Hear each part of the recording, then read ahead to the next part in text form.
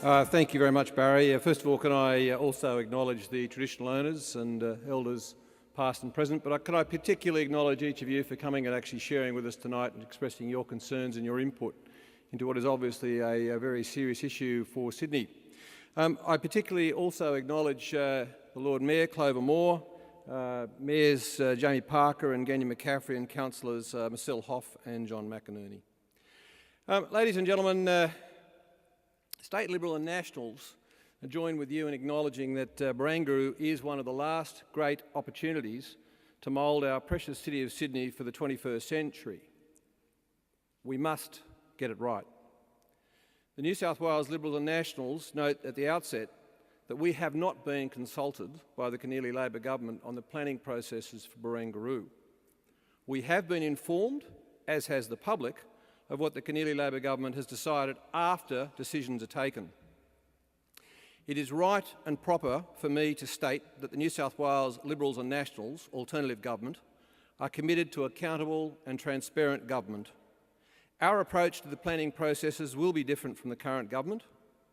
It will be one that reflects our fundamental belief that the community should be able to scrutinise planning decisions and that those decisions, therefore, should be transparent. One of the principal drivers of planning involving our Sydney foreshores should be appropriate preservation of the public domain, and that is particularly so at Barangaroo. In considering the approach to Barangaroo, the New South Wales Liberals and Nationals are cognisant of the lessons from the Docklands precinct in Melbourne. One of the key lessons we've observed out of the Docklands situation is that planning the public domain, a continuum of public domain, around which development takes place is critical. I make clear we are not convinced from the limited information shared by the state government with the public, or us, that there has been sufficient emphasis on that public domain. We are also of the view that strong individual personalities may have driven over the top of sound planning practices.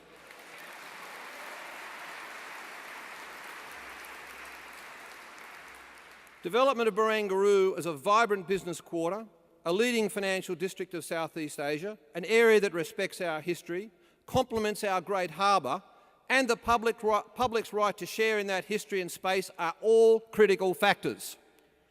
We therefore demand of the Keneally government much improved public consultation, an end to the behind closed doors decision making, and some serious public debate about whether or not it is acceptable to be allocating part of our great harbour to any building, let alone a hotel.